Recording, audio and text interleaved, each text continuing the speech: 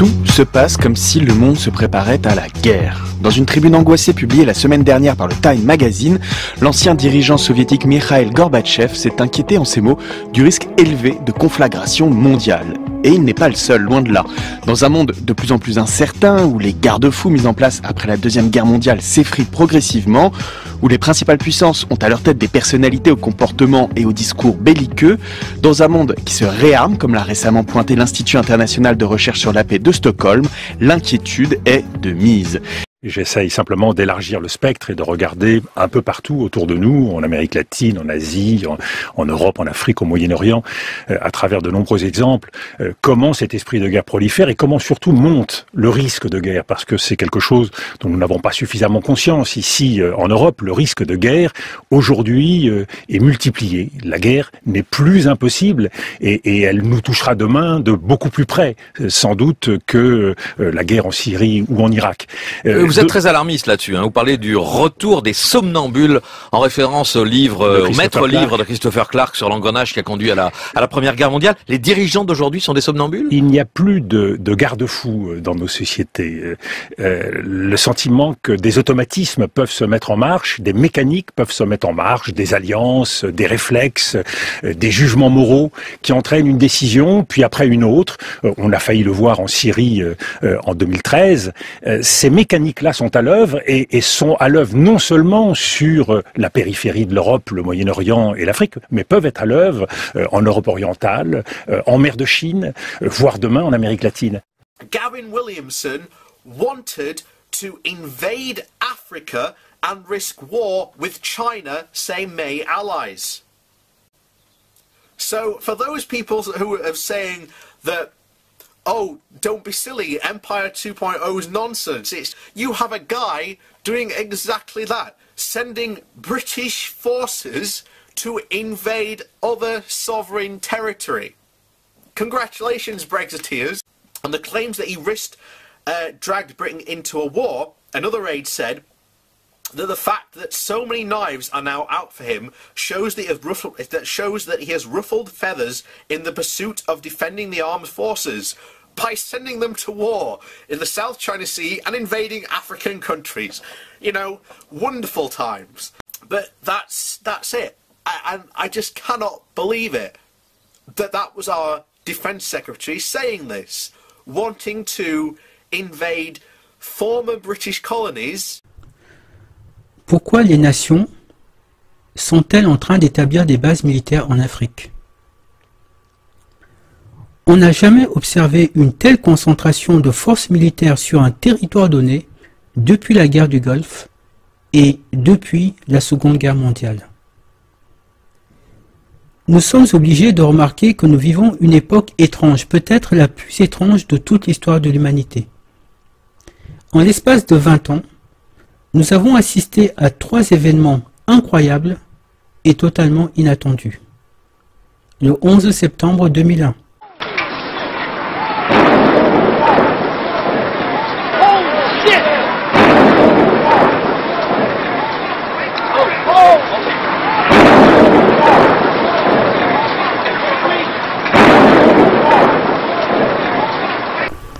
La démission du pape, un événement sans précédent depuis 700 ans. Il vient donc d'annoncer sa démission au Vatican, un fait rarissime dans l'histoire de l'Église catholique. Une annonce incroyable. Et aujourd'hui, le confinement, où la moitié des 7 milliards des êtres humains qui vivent sur la Terre ont interdiction de sortir de chez eux, à moins d'avoir une autorisation. Sur ces images, vous pouvez voir un homme habillé en blanc sortir alors qu'il devrait être en isolement. Il est sorti vers 11 h le 2 avril et a même pris le TGV pour aller rendre visite à sa famille à Yanshui. Cette chaîne d'information en continu retrace le parcours d'un homme qui a enfreint les règles de sa mise en isolement. Ce que l'on appelle ici les irresponsables sont traqués par les journalistes. Caméras de vidéosurveillance à l'appui, leur délit est révélé au public. Nous vivons une époque sans précédent. Et nous aurions tort d'ignorer un tel signal d'alarme. 3 événements totalement inattendus en moins de 20 ans et qui captive l'humanité entière, ce sont des signes annonciateurs d'un événement encore plus spectaculaire et qui changera à jamais la face du monde.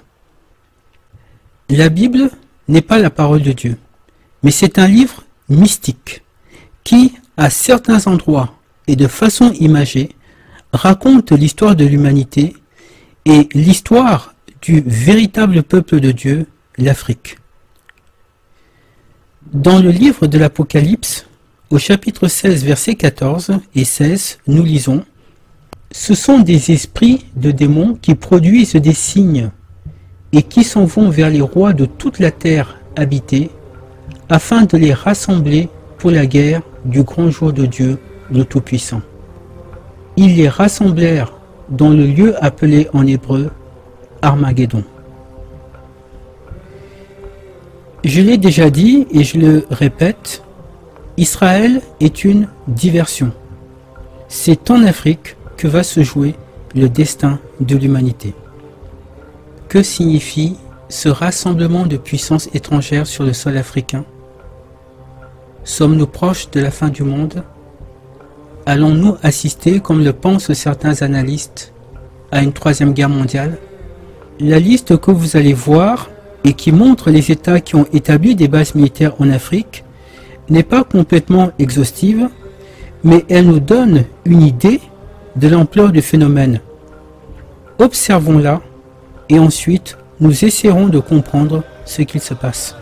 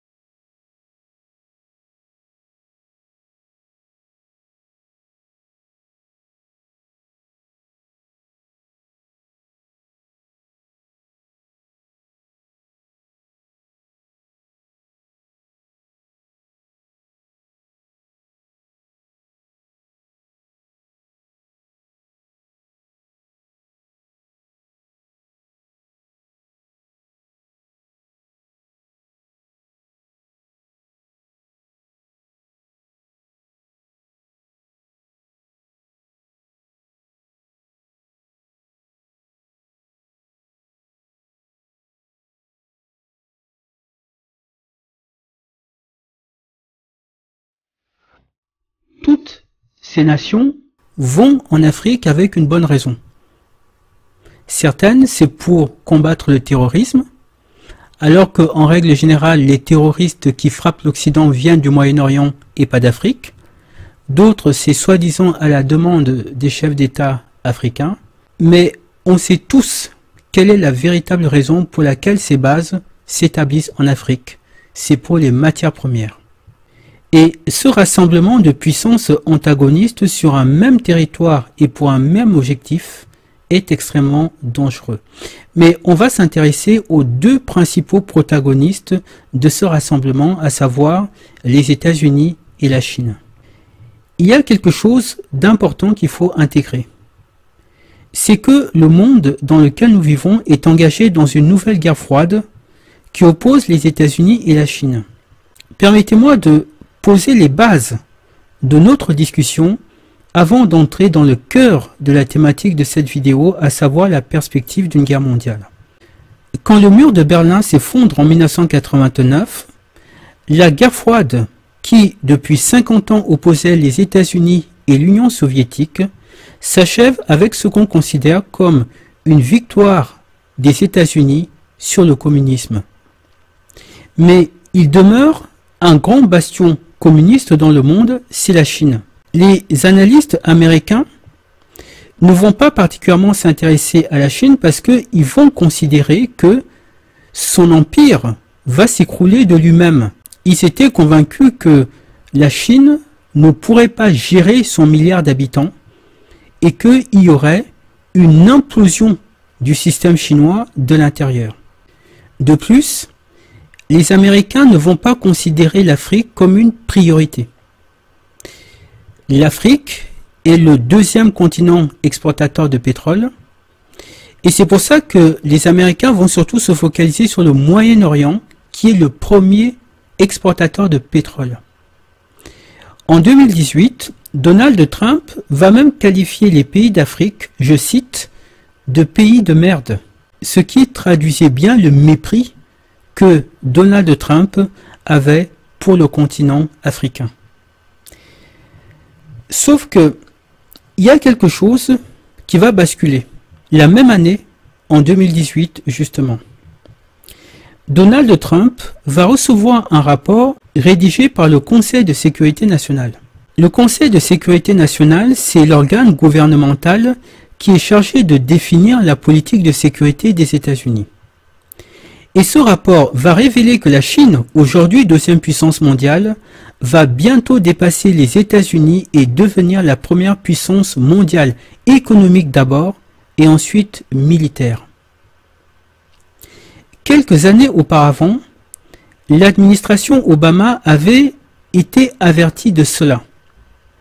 En 2014, devant le comité militaire du Sénat américain, les analystes avaient expliqué qu'en 2024, la Chine allait devenir la première puissance mondiale et ils ont aussi montré que le risque de guerre était majeur.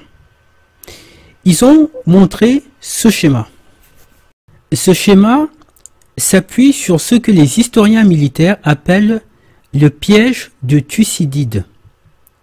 Le piège de Thucydide, c'est quand la puissance dominante du monde est sur le point d'être dépassée par une autre puissance. Dans l'histoire, 12 fois sur 16, ça s'est fini par une guerre. Et le monde d'aujourd'hui, celui dans lequel nous sommes, se trouve justement dans cette configuration appelée piège de Thucydide. C'est-à-dire qu'il y a une puissance dominante, les États-Unis, qui est sur le point d'être dépassée par une autre puissance, la Chine. Et donc, selon les données historiques, il y a 3 chances sur 4 que cette situation-là aboutisse à une guerre. What's the possibility of the US and China go to war in the next 30 years? It's very high in my opinion. Alors on a encore très en deçà de la puissance militaire américaine, mais la Chine est la deuxième puissance militaire dans le monde avec un budget qui tourne autour, je crois, de 140 milliards de dollars et donc avec un budget qui est surtout très très supérieur. On a souvent l'image, par exemple, d'un Japon qui se réarme, on entend souvent ça et c'est l'image qui est projetée. En réalité, le budget de la défense du Japon est bien inférieur à celui de la Chine, celui de la Russie aussi d'ailleurs, est très inférieur à celui de la Chine. Donc effectivement, la Chine pourrait en théorie devenir la première puissance militaire mondiale face aux États-Unis d'ici quelques années, sans même parler du fait qu'un conflit entre les deux premières puissances mondiales, États-Unis et Chine, y compris autour d'îlots en mer de Chine du Sud, aurait des conséquences très très importantes pour tout le monde. Et donc, depuis ces deux rapports, celui de 2014 et celui de 2018, les Américains réalisent maintenant que leur analyse initiale consistant à penser que l'empire chinois allait s'écrouler de lui-même était une erreur et que la Chine représente maintenant un danger majeur pour leurs intérêts. De plus, il y a quelques mois, un autre événement a renforcé cette inquiétude. Le 3 janvier de cette année, sous ordre de Donald Trump, les forces américaines vont tuer un général iranien dans un raid à Bagdad. Qassem Soleimani était un personnage clé des gardiens de la révolution. Et cette mort va bouleverser toute la nation iranienne. Et les gardiens de la révolution vont avertir le jour même qu'il va y avoir des représailles contre les Américains. Nous, les gardiens de la Révolution, nous sommes profondément affectés par cette nouvelle. Néanmoins, nous sommes d'autant plus déterminés à répondre par des représailles contre les Américains criminels et l'occupation sioniste. Cela va arriver sans aucun doute. Après l'interview, le porte-parole des gardiens de la Révolution se montre très affecté. L'émotion est la même ce matin à la prière du vendredi à Téhéran. Nous allons prendre une telle revanche sur eux qu'ils vont vivre des jours noirs. À plusieurs reprises, les fidèles crient « Mort à l'Amérique ». Ce matin à Téhéran, comme dans la ville d'origine du général, les rues sont noires de monde. Et effectivement, alors que les Américains ne s'y attendaient absolument pas, 5 jours plus tard, le 8 janvier 2020, les Iraniens vont riposter et bombarder 2 bases américaines situées en Irak. Environ 110 soldats américains vont être blessés.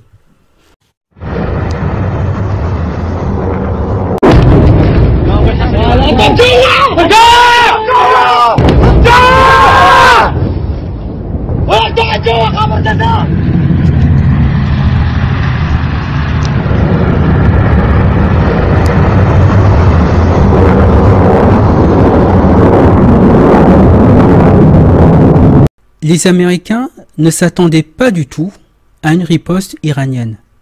Parce que qui oserait attaquer frontalement l'armée américaine? Mais ce qui a le plus inquiété le Pentagone, c'est que les missiles que les Iraniens ont lancés, c'étaient des missiles de fabrication chinoise. C'étaient des missiles que la Chine avait vendus à l'Iran.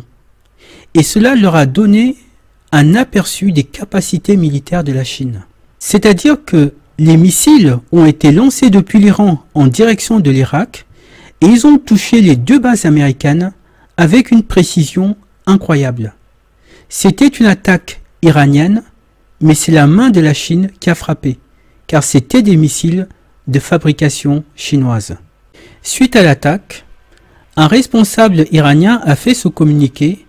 L'Iran a pris et conclu des mesures proportionnelles d'autodéfense. À cela, Trump a répondu dans un tweet « Oui, c'est très bien, allez-y. De toute façon, on a l'armée la plus puissante et la mieux équipée au monde. » Il n'empêche que les Américains n'ont pas donné suite. Ils ont eu 110 soldats blessés, dont 50 grièvement, mais ils n'ont pas donné suite à cette attaque. Et cette affaire a révélé que la technologie militaire de la Chine est en capacité de frapper des cibles américaines à distance. Revenons au rapport que le Conseil de sécurité nationale a remis à Donald Trump en 2018 et qui renforçait et confirmait le rapport qui, en 2014, avait été remis à Barack Obama. Ce rapport révélait quelque chose d'autre. Qu'est-ce qui a permis à la Chine de devenir aussi puissante et en aussi peu de temps? Comme le montrent ces 2 schémas faits par les Américains. En 1978, 90% des Chinois vivaient dans une extrême pauvreté. 40 ans plus tard, la courbe est inversée et seulement 1% des Chinois vivent dans une extrême pauvreté. Comment un changement aussi spectaculaire a-t-il pu s'opérer? Eh bien, c'est en grande partie grâce à l'Afrique. Depuis 30 ans, l'Afrique est le principal partenaire économique de la Chine. Il y a 10 000 entreprises chinoises en Afrique et la Chine a profité ces dernières années non seulement de la croissance africaine, mais aussi de ses ressources naturelles.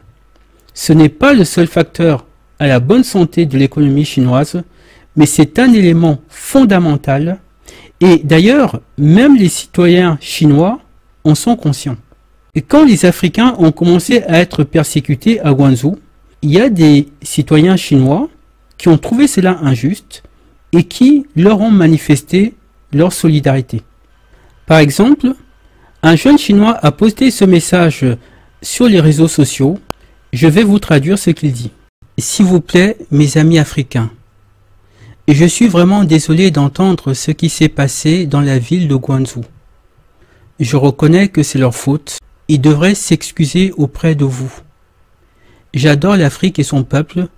Tout est bon en Afrique, excepté son gouvernement. La Chine est forte maintenant uniquement à cause de l'Afrique. Donc nous devrions répandre de l'amour sur eux au lieu du racisme. Mais une ville, Guangzhou, ne peut pas représenter la totalité de la Chine après tout. Nous avons une grande population de 1,4 milliard. Donc ne généralisez pas les choses. De telles choses ne sont jamais arrivées dans ma ville et dans ma province. Si vous perdez votre logement en Chine, sentez-vous libre de venir dans ma ville. J'ai un second appartement à partager avec vous et je me fiche que vous soyez testé positif ou non. Donc voilà ce que dit ce citoyen chinois et on remarque que la phrase qu'il mentionne ici, China is strong now just because of Africa. La Chine est forte maintenant uniquement à cause de l'Afrique. Donc, on voit ici qu'il y a des Chinois qui sont bien disposés à l'égard des Africains et qui sont conscients de ce que la Chine doit à l'Afrique. Entre parenthèses, je n'entends jamais des citoyens européens reconnaître que c'est grâce à l'Afrique que leurs pays sont riches. C'est souvent le déni et l'ingratitude qu'on entend. Et ce constat-là, que c'est grâce à l'Afrique que la Chine est la grande puissance qu'elle est maintenant, les Américains sont arrivés à la même conclusion. En 2014, quand Barack Obama est informé de la montée fulgurante de la Chine, que fait-il? Il organise un sommet États-Unis-Afrique et il invite 50 chefs d'État africains. Jamais les États-Unis n'avaient organisé un sommet pour les Africains. Et on nous dit ici que le but de ce sommet, c'était de concurrencer la Chine en Afrique. Mais le rapport de 2018 va être encore plus alarmant et les analystes de l'administration Trump vont exprimer leurs inquiétudes devant le Sénat américain. We know what happens when the U.S. fails to engage. We know who fills that void. It is China and Russia. China is building itself an image as a contributor to peace and stability in Africa, legitimizing and expanding its own military presence on the continent. I think that we can't do this alone, and we're not the only country or the only member in the global community that's worried about China and Africa. How do you explain the fact that the administration you represent cut their budget 37% last year and another 33% this year? En 2017, les Chinois décident pour la première fois d'établir une base militaire en dehors de la Chine afin de défendre leurs intérêts économiques. Et cette base militaire, ils l'établissent en Afrique, à Djibouti, parce que c'est en Afrique que se trouvent leurs intérêts économiques majeurs.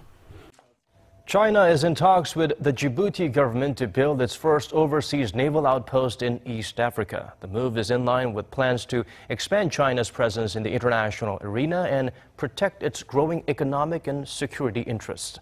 Ainsi, nous voyons sous nos yeux s'accomplir les paroles de Félix Houphouët-Boigny, ancien président de Côte d'Ivoire. Qui aura l'Afrique dominera le monde. C'est une vérité. Parce que qui aura l'Afrique sera maître des matières premières dans le monde.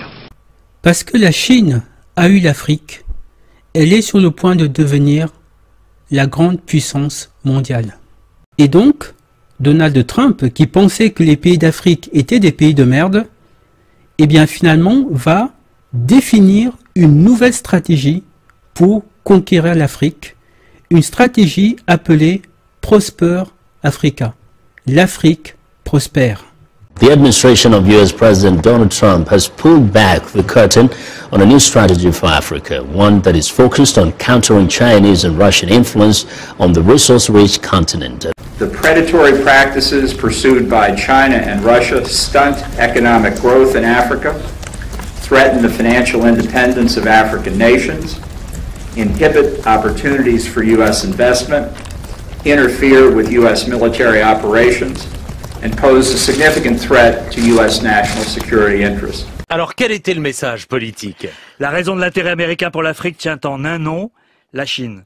Avant d'entamer sa tournée, Mike Pompeo participait à la conférence sur la sécurité de Munich et avait martelé que la Chine était une menace qu'il fallait bloquer par tous les moyens. Le continent africain s'inscrit donc dans la suite logique de cette offensive. Mike Pompeo met en garde les Africains contre le type de relations que leur propose la Chine, le piège de la dette, des entreprises qui viennent avec leur main-d'œuvre et une servitude à une puissance quasi impériale. Mais ce discours vient bien tard. Ça fait 2 décennies que la Chine cultive sa relation avec le continent avec des investissements massifs. Donc, nous sommes ici sur le site de la Maison-Blanche où on trouve l'exposé de cette nouvelle stratégie et on peut globalement la résumer en 3 points.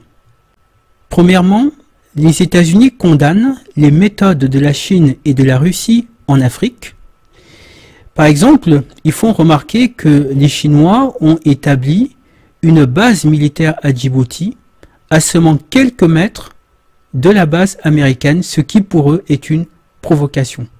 Par exemple, ils le disent ici, en 2017, la Chine a établi une base militaire à Djibouti qui est à seulement quelques kilomètres de notre base américaine. Là, ils le disent, en Afrique, nous observons déjà les effets perturbants de la quête de la Chine pour obtenir davantage de puissance militaire, économique et politique. Donc, ils le font remarquer là que la Chine utilise l'Afrique pour obtenir davantage de puissance sur le plan militaire, sur le plan économique et sur le plan politique. Deuxièmement, leur aide financière à l'Afrique sera plus ciblée et plus stratégique. Et le troisième point, ils cirent, si je puis dire, les pompes des Africains en leur disant qu'avec eux, il n'y aura pas de rapport de domination, ce sera un vrai partenariat, ce sera du donnant-donnant. Là, ils disent, sous notre nouvelle stratégie africaine, nous allons élargir les liens économiques sur la base du respect mutuel. Nous aiderons les nations africaines à prendre le contrôle de leur propre destinée économique et leurs besoins sécuritaires. Et nous nous assurons que toute l'assistance américaine étrangère dans la région obtiendra des résultats pour le peuple américain. Donc, très clairement, l'Afrique est devenue une priorité absolue pour les États-Unis et c'est également pour ça qu'ils ont renforcé leur présence militaire sur le continent africain. Les Américains, traditionnellement, se sont toujours focalisés sur le Moyen-Orient à cause du pétrole, tandis que les Chinois, dès les années 60, se sont intéressés à l'Afrique. Et les faits montrent que les Chinois ont eu raison. Et ce qui dérange les Occidentaux, pas seulement les Américains, c'est que pour la première fois dans l'histoire moderne, le monde va être dominé par une puissance qui n'est pas occidentale et qui n'est pas démocratique, ce qui signifie que la face du monde va totalement changer.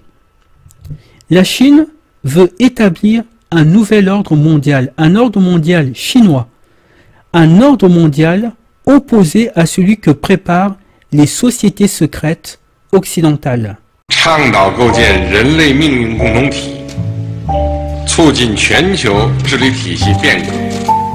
Et comme dans les prochaines années, les richesses de l'Afrique seront encore plus grandes, la Chine étant adossée à l'Afrique va profiter de ces richesses et devenir encore plus puissante et donc rien ne pourra l'empêcher d'atteindre son objectif de dominance mondiale. China uses bribes, opaque agreements, and the strategic use of debt to hold states in Africa captive to Beijing's wishes and demands. Such predatory actions are subcomponents of broader Chinese strategic initiatives with the ultimate goal of advancing Chinese global dominance. Dans les cercles du pouvoir, certains pensent que c'est inéluctable, qu'il faut accepter le fait que le monde va entrer dans une nouvelle ère. Mais d'autres ne veulent pas d'un monde dominé par le communisme chinois et considèrent que si le seul moyen d'empêcher la Chine d'atteindre son objectif c'est de faire la guerre, alors il faudra faire la guerre. Pour bien comprendre les choix qui s'offrent à l'Amérique aujourd'hui, on va revenir sur le piège de Thucydide. Alors, qui était Thucydide? C'était un homme politique, historien et stratège de la Grèce antique. Il est considéré en Occident comme le père de l'histoire, et je dis bien en Occident. Alors, on a tendance à penser que le père de l'histoire, c'était Hérodote, mais en fait, c'est bien Thucydide qui est considéré en Occident comme le père de l'histoire. Et la seule œuvre historique qu'il a produite, c'est la guerre du Péloponnèse. Et c'est son analyse des causes de cette guerre qu'on va appeler le piège de Thucydide. La guerre du Péloponnèse, c'est une guerre qui a opposé deux cités-États de la Grèce antique, Sparte et Athènes. Sparte était la première puissance mondiale, mais la prospérité et la puissance d'Athènes ne cessaient de grandir et il devenait de plus en plus évident que Athènes allait dépasser Sparte. Et donc, Sparte a déclaré la guerre à Athènes.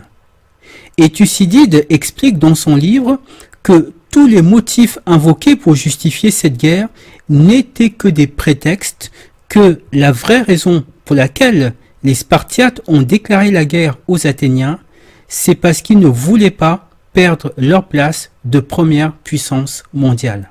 Cette guerre a duré 27 ans et au final, Sparte a gagné et a conservé son hégémonie mondiale. C'est ça le piège de Thucydide. Et donc, les Américains ont aujourd'hui les mêmes options que les Spartiates. Soit accepter d'être dépassés par une autre puissance, soit déclencher une guerre afin de demeurer la première puissance mondiale. Et depuis le XVIe siècle, chaque fois que le monde s'est retrouvé dans cette configuration, 3 fois sur 4, il y a eu une guerre. Pour l'instant, ce que les Américains essaient de faire, c'est de couper le cordon qui alimente, qui nourrit la puissance chinoise, c'est-à-dire le lien entre l'Afrique et la Chine. C'est la nouvelle stratégie pour l'Afrique qu'ils ont définie en 2018. Mais s'ils n'y parviennent pas, alors il leur faudra prendre une décision. Soit accepter l'inéluctable, soit faire la guerre. Et si la guerre éclate, ce sera bien une guerre mondiale, puisque la Chine et la Russie sont à nouveau alliés, et les deux camps, américains d'un côté, chinois et russes de l'autre, se préparent. Et en Chine également, on a un dirigeant qui bâtit son discours de légitimité autour de Xi Jinping, oui, qui bâtit son discours de légitimité autour d'une affirmation de la puissance chinoise et qui va être par ailleurs confronté dans quelques mois à un congrès du Parti communiste et face à une certaine opposition de la part de certains de ses responsables en Chine et qui peut être amené justement, même si je pense qu'il ne souhaite pas un conflit avec les États-Unis, à ne pas pouvoir reculer en fonction de ce que feront les États-Unis eux-mêmes. Alors ce que vous dites de Xi Jinping, on le dit aussi par exemple d'un Vladimir Poutine, ce retour de la puissance, de la politique de puissance, et ce qui amène probablement un Gorbatchev par exemple à estimer que le monde se prépare à la guerre, mais il n'est pas le seul. On a entendu le sénateur américain John McCain dire la même chose, ou l'ancien l'ancien ministre des Affaires étrangères Dominique de Villepin. En 2018, l'année où les Américains ont décidé de modifier leur stratégie vis-à-vis de l'Afrique, le président chinois Xi Jinping a fait cette déclaration pour assurer que la relation entre la Chine et l'Afrique ne pouvait pas être brisée. China will always be a good friend, a good partner, and a good brother of Africa. No one can destroy the great unity of the Chinese and African peoples. Au mois de septembre de la même année, la Russie, appuyée par la Chine, a lancé le plus grand exercice militaire de son histoire. Pendant 6 jours, 300 000 soldats russes, rejoints plus tard par 3500 soldats chinois, se sont entraînés à la guerre terrestre, navale et aérienne.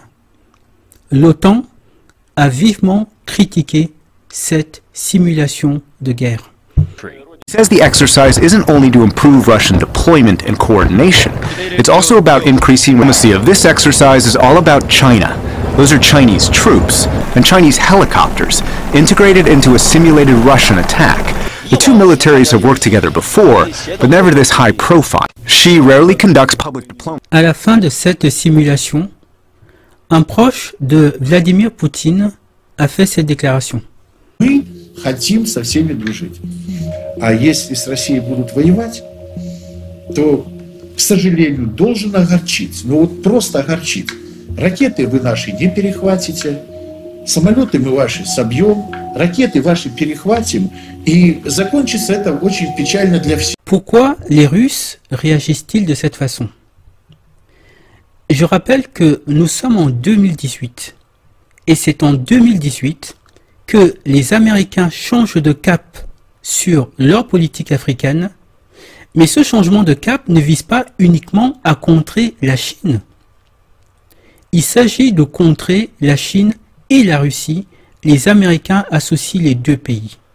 Les Russes, qui effectivement sont impliqués dans cette lutte pour conquérir l'Afrique, considèrent par ailleurs que les Américains n'ont pas tourné la page de la précédente guerre froide. Par exemple, l'élargissement ces dernières années de l'OTAN à des ex-pays membres du pacte de Varsovie illustre pour eux le fait que les États-Unis sont toujours dans une logique d'hostilité à l'égard de la Russie. Je vais vous dire une chose très importante. À l'époque, nous avons compris une chose.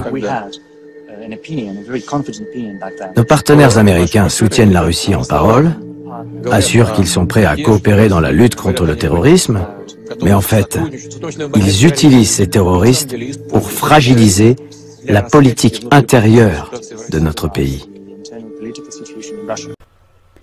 De plus, les Chinois et les Russes connaissent le principe du piège de Thucydide. Ils savent donc que la puissance dominante a la tentation d'attaquer la puissance émergente pour l'empêcher de prendre le pouvoir. Et ils savent également que pour les Américains, le temps est compté. Ce n'est plus qu'une question d'années avant que la Chine ne devienne la première puissance mondiale. Donc les Américains vont devoir se décider extrêmement vite.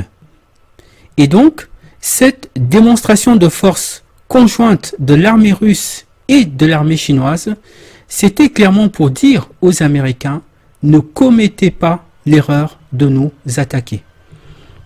La chaîne de la défense américaine nous apprend quant à elle que les Américains sont en train d'élaborer différents scénarios de guerre pour faire face à la menace chinoise et russe. U.S. military plans new war-fighting concept in response to threat from China, Russia.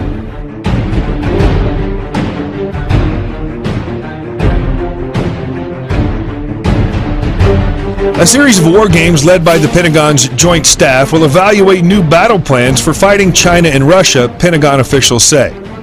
What we don't have is a concept that accurately and with rigor describes how the services will fight against a peer adversary. Lieutenant General Eric Wesley, Deputy Commanding General of U.S. Army Futures Command and Director of Futures and Concept Center, told U.S. Military News Channel.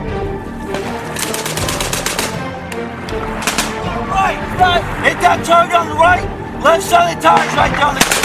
A key part of the global integrated war game will be testing new gear intended to help troops in the various military services to communicate more seamlessly with one another. Today, each branch generally uses stovepiped networks, meaning, for example, that a pilot over the battlefield cannot easily talk to ground troops who cannot easily talk to a ship's crew just offshore. Le fait que de part et d'autre, on élabore des plans de guerre pour faire face à l'adversaire nous replace définitivement dans la même logique que la précédente guerre froide. Himself directed the covert cyber attacks. This is not just an attack against me and my campaign. This is an attack against our country. In early September, when I saw President Putin in China, I felt that the most effective way to ensure that that didn't happen was to talk to him directly and tell him to cut it out, and there were going to be some serious consequences if he didn't. Donc, il faut vraiment comprendre que depuis 2018, depuis que les Américains ont décidé de modifier leur politique africaine afin de contrer la Chine et la Russie, le monde n'a jamais été aussi proche d'une troisième guerre mondiale. Et des analystes politiques déplorent cette stratégie américaine définie en 2018 parce que selon eux, elle place le XXIe siècle sous le même paradigme que le XXe siècle, à savoir la rivalité entre les États plutôt que la collaboration. What John Bolton is outlining here is a strategy and an approach that he is trying to define the 21st century the same way that the 20th century was defined by the Cold War. He wants to define the world as great powers competing rather than great powers taking responsibility and helping the world. That's where we're going to see negative implications for the people of Africa, China, the United States, and the world. Et en effet, comme je l'indiquais dans la vidéo précédente, les nations n'hésitent plus à s'invectiver sur la question africaine. L'Italie, comme on l'avait vu, accuse la France d'appauvrir l'Afrique. La France demande la suppression de la dette africaine, sachant que cette dette est principalement détenue par la Chine.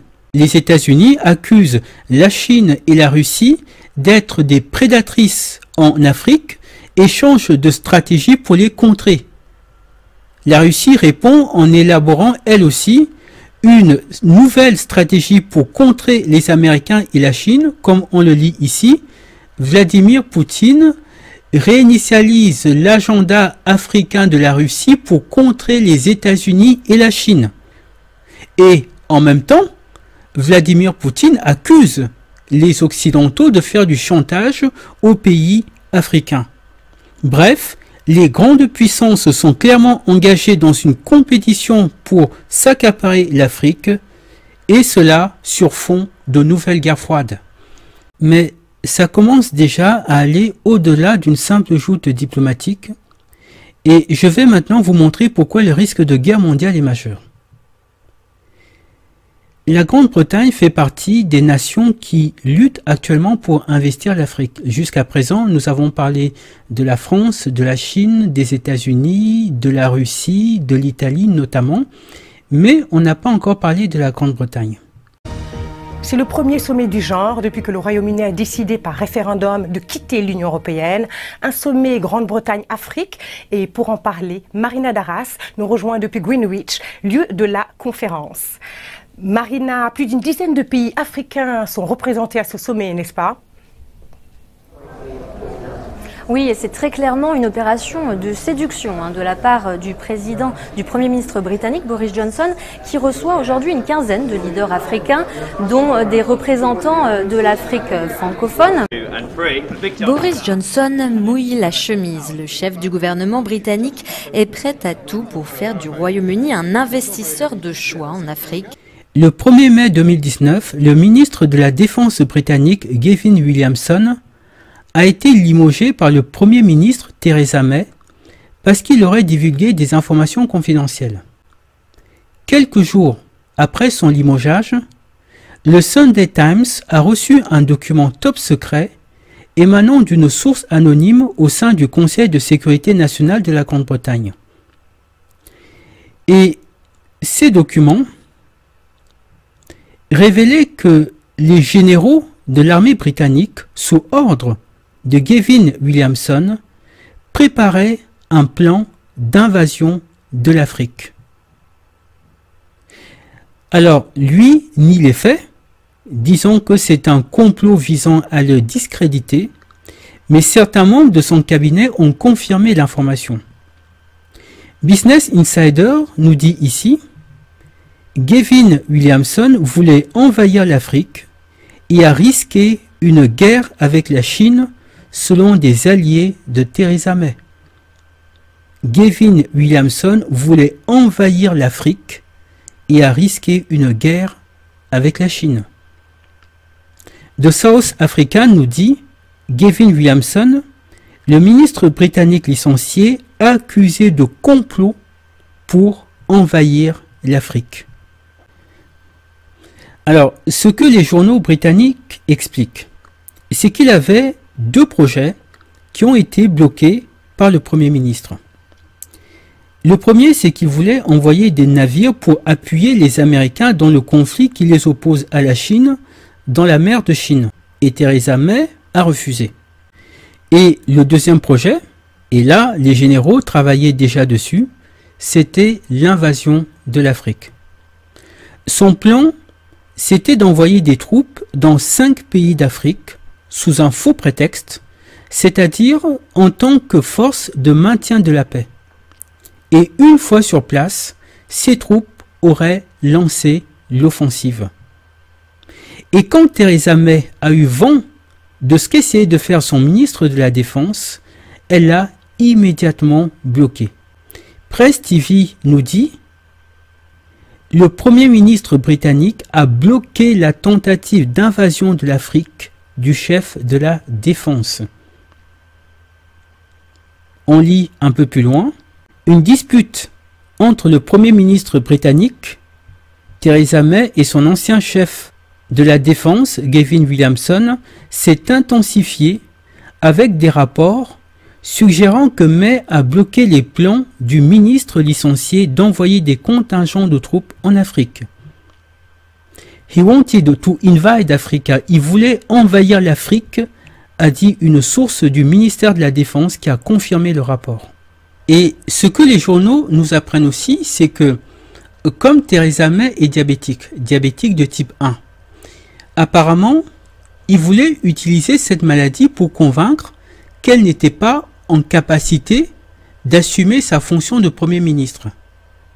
Et on comprend les implications. S'il avait pu l'écarter du pouvoir, cela lui aurait donné le champ libre pour mettre à exécution ses projets d'intervention en mer de Chine et d'invasion de l'Afrique. This gentleman, who was the Secretary of Defense, actually wanted to invade Africa. Can you imagine? And they say that that's one of the reasons that he was fired. And you know, and they say that, you know, Theresa May was actually very afraid or was very concerned that he would be dragging the UK into war, and also that he wanted to invade Africa. I mean, in 2019, you're talking of language of invading Africa. Et ce qu'on découvre ici, c'est qu'on a été à 2 doigts d'une guerre mondiale. Imaginez ce qui se serait passé si Theresa May n'avait pas bloqué ce projet. Envahir l'Afrique, c'était priver la Chine, la France, les États-Unis, la Russie et d'autres de ce qu'ils considèrent comme des intérêts vitaux pour leur pays. C'était la guerre. Et on se doute qu'au sein de l'administration britannique, parce que dans une administration, il y a toujours des modérés et des radicaux, on se doute qu'il n'a pas fomenté un tel projet tout seul. Et on comprend pourquoi les nations envoient des troupes en Afrique. C'est pour protéger leurs intérêts économiques. Parce qu'on arrive à un moment de l'histoire où les ressources naturelles commencent à se raréfier. Et le continent africain qui, lui, produit en abondance ses ressources naturelles, suscite des tentations d'invasion. Et le fait d'envoyer des militaires sur place permet de dissuader certaines puissances de passer à l'action. Mais dans une telle configuration, on comprend qu'il suffit de pas grand-chose pour que la folie l'emporte sur la raison. Revenons une dernière fois au piège de Thucydide. Que comptent faire les Américains? Vont-ils laisser la Chine prendre le pouvoir ou vont-ils faire la guerre pour empêcher la Chine de devenir la première puissance mondiale? Personne n'a la préscience permettant de le déterminer. Mais il y a quand même un élément bizarre. La question, c'est de savoir comment interpréter cet élément. Comme je le disais dans une de mes précédentes vidéos, quand il y a des événements incroyables qui surprennent tout le monde, tels que le 11 septembre ou la crise sanitaire actuelle, on découvre souvent que des gens semblaient être au courant bien à l'avance et avaient essaimé l'information, par exemple dans des fictions ou dans des documents, comme on a pu le voir pour le Covid-19 dans un document de la CIA. Mais ça, on le découvre souvent après coup, une fois que l'événement a eu lieu. Alors, cette fois-ci, je vais prendre les devants, même si on ne sait pas encore comment cet élément doit être interprété, en vous transmettant une information qui a filtré dans la presse. Comme vous le savez, il y a aux États-Unis des écoles militaires qui forment les futurs cadres de l'armée, notamment les futurs généraux et les futurs amiraux. Et dans le cadre de leur formation, le Pentagone élabore pour eux des scénarios qui vont mettre en œuvre sous forme de simulation.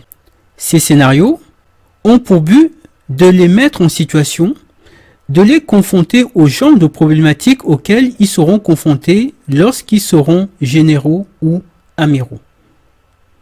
Et il se trouve qu'un de ces scénarios a filtré dans la presse. Et c'est un scénario qui prévoit l'invasion de l'Afrique par l'armée américaine en 2023. La simulation, c'était que la ville de New York a été victime d'une attaque terroriste. Une attaque pire que le 11 septembre. Et la base arrière des terroristes qui ont lancé cette attaque, c'était l'Afrique de l'Ouest. Et donc, l'armée américaine décide d'envahir l'Afrique de l'Ouest. Alors, je ne suis pas le seul à trouver cela bizarre. La chaîne RT anglaise en a aussi parlé. A report obtained under the Freedom of Information Act shows America's been simulating an invasion of West Africa following an imaginary terror attack in New York. Well, for more on this, let's cross live now to RT's Polly Boyka. La question cruciale que soulève cette simulation est posée par la journaliste à la fin de son intervention. Are these future generals being trained to avoid a scenario like this, or are they being groomed to be ready for it, or is it a mixture of both? Alors elle dit, tous ces futurs généraux, est-ce qu'ils ont été entraînés pour éviter un tel scénario, ou bien ont-ils été préparés à ce scénario, ou les deux? Et il y a un élément que j'ai remarqué et que je trouve suspect. Dans cette simulation, les Américains envahissent l'Afrique en 2023, c'est-à-dire un an avant 2024, l'année où, selon les estimations, la Chine deviendra la première puissance mondiale. Une étrange coïncidence. Ça montre en tout cas que l'idée qu'a eue le ministre britannique de la Défense d'envahir l'Afrique, eh bien c'est une idée qui trotte dans l'esprit d'autres personnes. Et je pense que on va au-devant d'événements terrifiants pour l'humanité. Ce que j'aimerais dire maintenant, en définitive, qu'est-ce que l'Afrique? Pour beaucoup de gens, l'Afrique, c'est des gens qui meurent de faim. C'est l'esclavage. C'est une ancienne colonie. C'est des immigrés qui viennent manger le pain des Européens. Mais en réalité, l'Afrique, ce n'est rien de tout cela. C'est l'Occident qui a réduit l'Afrique à ses attributs. Mais l'Afrique, c'est tout autre chose. L'Afrique, c'est le commencement et la fin du monde. L'Afrique, c'est le destin de l'humanité. C'est là où le sort de chaque homme et de chaque femme sur cette terre va se jouer. Il y a une deuxième chose qu'il faut comprendre. L'Afrique n'est pas indépendante. Pourquoi l'Afrique ne se développe pas? Parce qu'elle n'est pas indépendante. Il n'y a jamais eu de décolonisation en 1960. Il n'y a jamais eu de décolonisation en 1960. Le but de cette soi-disant décolonisation était d'installer en Afrique un système de gouvernance contrôlé par l'Occident afin que les Occidentaux puissent continuer à profiter des ressources naturelles de l'Afrique comme pendant la période coloniale. Un homme l'avait compris, Daka Marshall, secrétaire général des Nations Unies. Il avait compris que cette décolonisation n'était qu'un stratagème pour continuer à dépouiller les Africains. Et il a décidé de lutter pour que les Africains soient véritablement indépendants. Et il a été tué. Les Camerounais l'ont compris. Et ils ont décidé de résister pour obtenir une véritable indépendance, avec à leur tête Oumniobé. Mais cette résistance a été matée parce que Oumniobé a été tué, Félix Moumié a été tué, et plus de 400 000 Camerounais ont été tués sous les bombes de l'armée française. Il n'y a jamais eu de décolonisation de l'Afrique en 1960. Et c'est pour cela que autant de nations peuvent aussi facilement installer des bases militaires sur ce continent. Et donc, les Occidentaux n'ont jamais cessé d'exploiter les richesses de l'Afrique. Et ce qui se passe maintenant, c'est que dans les 30 prochaines années, l'Afrique va être encore plus riche. Et toutes les nations veulent profiter de ces richesses. Mais elles ne peuvent plus, comme elles l'avaient fait avec la conférence de Berlin, s'asseoir autour d'une table et se partager le continent.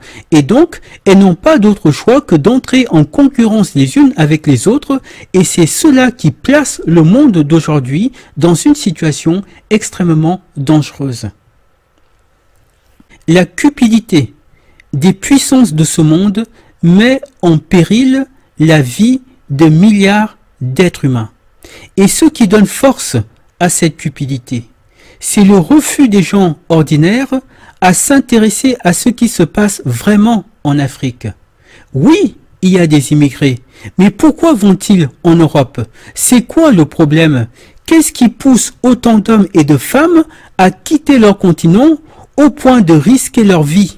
Voilà les questions de fond qu'il convient de se poser. L'Afrique, c'est le berceau de l'humanité. Et tant que l'Afrique sera captive, l'humanité sera captive. Tant que l'Afrique souffrira, l'humanité souffrira. Sans l'Afrique, il n'y a pas de salut pour le genre humain. Et quand ce monde va entrer en guerre, et que les civilisations occidentales qui ont vécu par la cupidité vont être anéanties à cause de cette cupidité, là, certains commenceront à se poser des questions et à comprendre qu'il fallait s'intéresser à ce qui se passe vraiment en Afrique. Dans la troisième et dernière vidéo consacrée à cette thématique, nous essaierons de comprendre comment la Chine compte utiliser l'Afrique pour atteindre son objectif de dominance mondiale et quelles sont les 3 voies possibles pour la libération de l'Afrique. Je vous dis donc à bientôt. Donc en cas de guerre, les États-Unis auraient le dessus? Oui ou non? Non. Non. Est-ce que la Russie survivrait? Je pense que personne n'y survivrait.